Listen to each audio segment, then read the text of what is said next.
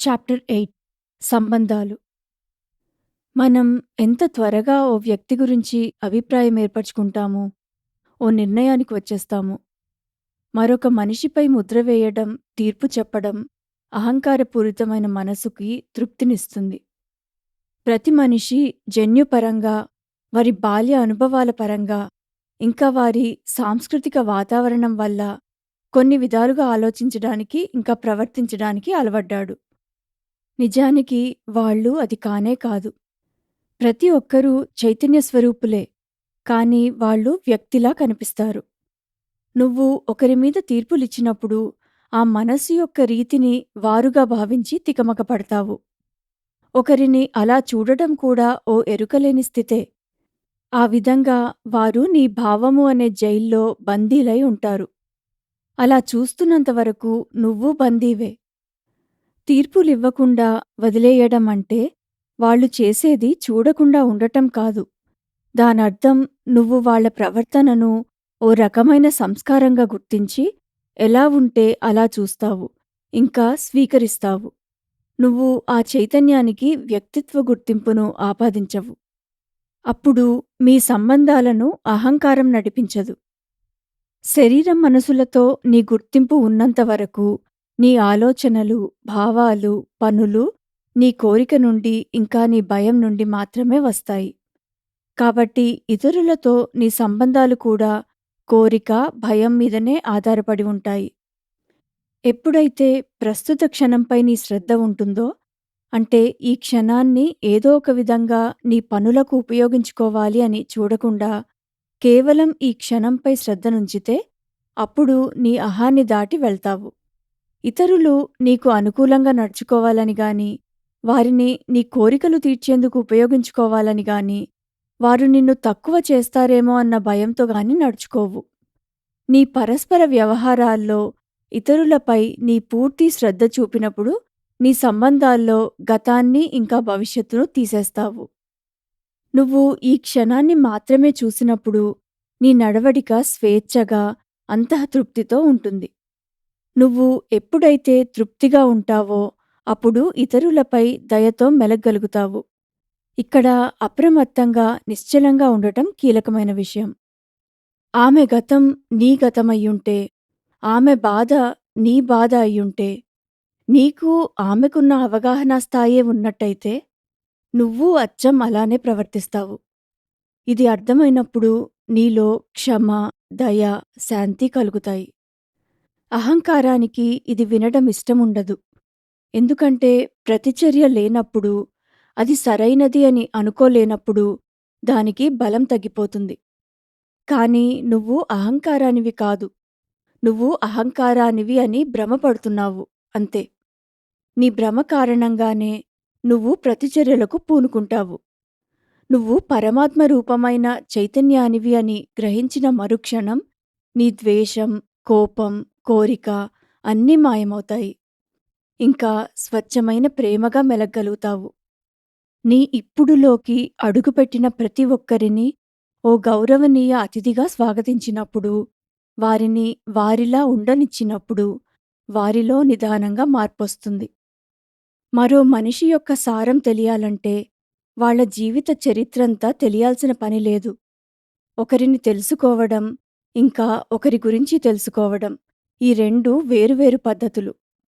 ఒకరి గురించి అంటే వారి జీవిత కథ గురించి అని. దానికి రూపము, గుణము అవసరం. ఒకరిని తెలుసుకోవడం అంటే రూపానికి అతీతమైన ఆత్మను తెలుసుకోవడం అని. మొదటిది ఆలోచన ద్వారా పనిచేస్తుంది. తరువాతది నిశ్చలత నుండి పనిచేస్తుంది. ఆలోచనలు ఇంకా భావనలు మనుషుల మధ్య ఒక అవరోధాన్ని, ఓ వేరుతనాన్ని సృష్టిస్తాయి. వారి మధ్య జరిగేవన్నీ మనసుపైన ఆధారపడి ఉంటాయి. ఆత్మపైన ఆధారపడి కాదు. ఆత్మ దృక్కోణంలో ఉన్నది ఒక్కటే. వేరే వారంటూ ఎవ్వరూ లేరు. మనసు దృక్కోణంలో నువ్వుగా కనిపించిన దాన్ని ప్రేమిస్తావు. ఇతరులుగా కనిపించిన దాన్ని ద్వేషిస్తావు. ఆత్మ దృక్కోణం నుండి చూసినప్పుడు నిన్ను అందరిలోనూ, అందరినీ నీలోనూ చూస్తావు. నీ పరిమితత్వాన్ని దాటి చూడగలగడమే నీ ఆధ్యాత్మిక గెలుపు. మీ సన్నిహిత సంబంధాల్లో కొంత నిశ్చలతను తీసుకురావడం చాలా అవసరం. ఆ నిశ్చలత వల్ల ఇద్దరి మధ్య విశాలత పెరుగుతుంది. కలిసి ధ్యానం చేయడం, ప్రకృతిలో గడపడం, దేనికోసమైనా ఎదురుచూస్తున్నప్పుడు మౌనంలో, ఎరుకలో గడపడం అలవాటు చేసుకోవాలి. నిశ్చలత కోసం కష్టపడాల్సిన పని లేదు. అదెప్పుడూ నీ చుట్టూ ఉంటుంది. నువ్వు మనస్సు తెచ్చే శబ్దాలను అశ్రద్ధ చేసి, కేవలం ఉండడం మీద దృష్టి పెట్టాలి. అంతే. ఆ విశాలమైన నిశ్చలత లేనప్పుడు ఇద్దరి మధ్య ఉన్న సంబంధంలో మనసు ఆధిపత్యం చెలాయిస్తుంది. దానివల్ల సమస్యలు ఇంకా సంఘర్షణలు చోటుచేసుకుంటాయి. సంబంధాల్లో నిశ్చలతను తీసుకురావాలంటే నిజంగా వినడం అనేది ఉండాలి. చాలా వరకు ఒకరి శ్రద్ధ వారి ఆలోచనలపైనే ఉంటుంది. నిజంగా వినడం అంటే అర్థం చేసుకోవడం, ఉండనివ్వడం, ఆలోచనను దాటి ఉండటం. నిజంగా వినడం అంటే అప్రమత్తమైన ఒక శ్రద్ధలోకి పదాలు ప్రవేశిస్తున్నాయి అని చూడడం. ఇక్కడ పదాలు ముఖ్యం కావు. పదాలు గొప్పగా ఉండొచ్చు లేదా పనికిరానివయ్యుండొచ్చు. నేను ఏం వింటున్నాను అనేదానికన్నా, వింటున్నాను అనే ఎరుక నీలో ఓ విశాలతను నింపుతుంది. ఆ చోటే ఏ ఇద్దరినైనా కలిపే అవగాహనా క్షేత్రం. ఇక ఆ వ్యక్తి వేరుగా ఉండరు. ఇరువురూ ఒకే చైతన్యమయ్యారు. గతంతో గుర్తింపు పొందే ఈ మనసుకి ఏకార్ట్ టోలే గారు పెయిన్ బాడీ అని పేరు పెట్టారు. అది నీలో ఉంటూ అప్పుడప్పుడు నిన్ను ఆవహిస్తూ ఉంటుంది. బాధలను తలపింపచేస్తూ దాని బలాన్ని తిరిగి నింపుకుంటుంది. అది నీ ఆలోచనలను నియంత్రించడానికి, ఇంకా ప్రతికూలంగా మార్చడానికి ప్రయత్నిస్తుంది. నీ దగ్గరగా ఉన్నవాళ్లను, ముఖ్యంగా మీ జీవిత భాగస్వామిని రెచ్చగొట్టి వాళ్ళ భావోద్వేగాలను కూడా ఆస్వాదిస్తూ తన శక్తిని పెంచుకుంటుంది. ఇక్కడ ఏకార్ట్ టోలే గారు అహంకారంతో కూడిన మనసు ఎలా పనిచేస్తోందో చెప్తున్నారు. ఈ గాఢమైన అచేతన స్థితి నుండి, ఈ అహంకారపూరితమైన మనసు నుండి నిన్ను నువ్వు ఎలా విడిపించుకుంటావు? దాన్ని నీలో గుర్తించు. అది నువ్వు కాదని గ్రహించు. అది నీ గత బాధ. అది నీలో గాని, నీ భాగస్వామిలో గాని కనిపించినప్పుడు సాక్షిగా చూడు.